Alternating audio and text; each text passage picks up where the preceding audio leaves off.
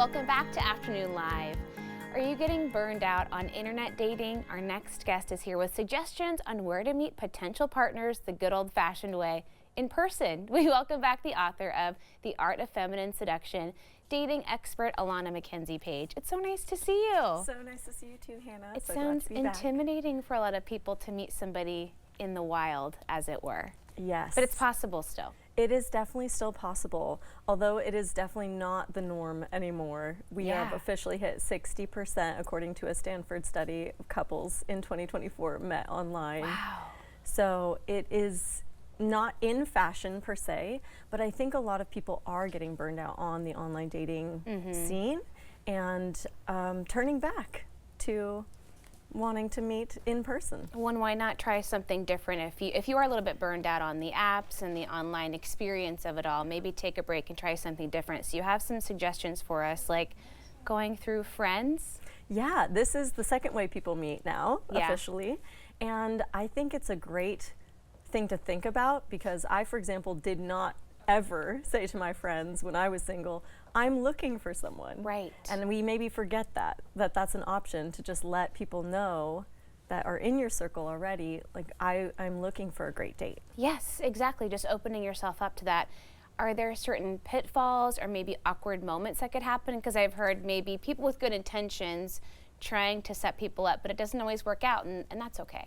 Absolutely. If your friends are going to take it personally, or if it's going to cause some awkwardness in like a friend group, for example, if you spend time together, all together, that could be potentially a pitfall. But if you're looking for maybe a larger dating pool rather than sort of close friends introducing other close friends. Well, and I've also heard of people that maybe you've known someone as a friend for a long time and never saw them in a romantic way, but things change, time goes on, and maybe your friend, maybe you could investigate a potential romantic relationship with that person. Absolutely, absolutely. Feelings are not forever and they can change, including those deeper emotions of attraction and desire, we could say, for a relationship. What about your work, maybe network, and how to do that in an appropriate way, I guess is the question. Yes, so that is the third most common way people are meeting now is through work. Again, you want to be very sensitive with this because it can cause some issues if things don't go well. But what I like to think about is thinking about work as, again, that wider network. So again, rather than dating someone you are working with every day, thinking about, a different department or asking someone you work with about other people they know. So it's not quite a friend setup, but it's a coworker helping you meet someone who they think you would really enjoy. Is there an appropriate way to approach someone that maybe you know in a work type setting? Hopefully they're not somebody that you have to work with every single day, but like you said, maybe a friend of a friend or somebody in another department. Is there a way to navigate that that's gonna not make everyone super uncomfortable? Yeah, I would be very tactful about it.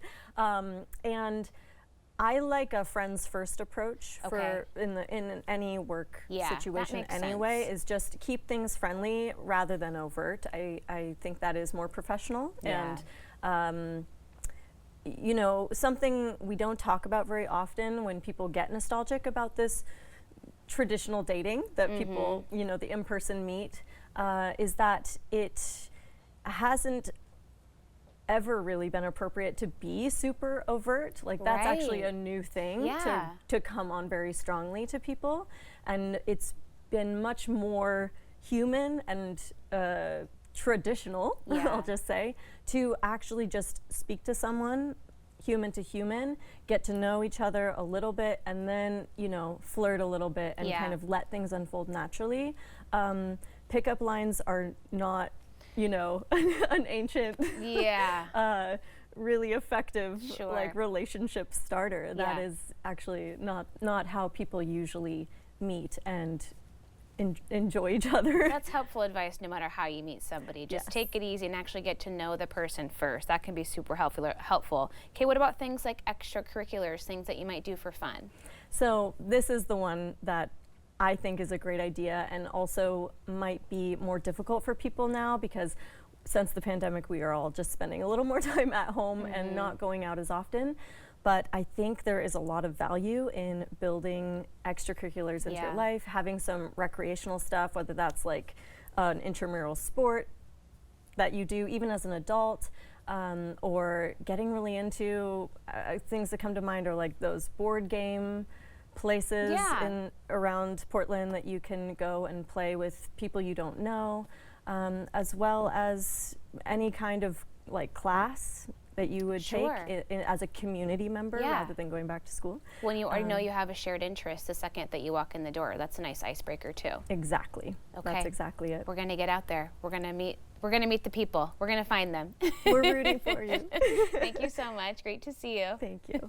We'll have more information on our website at katu.com. We'll be right back with more Afternoon Live right after this.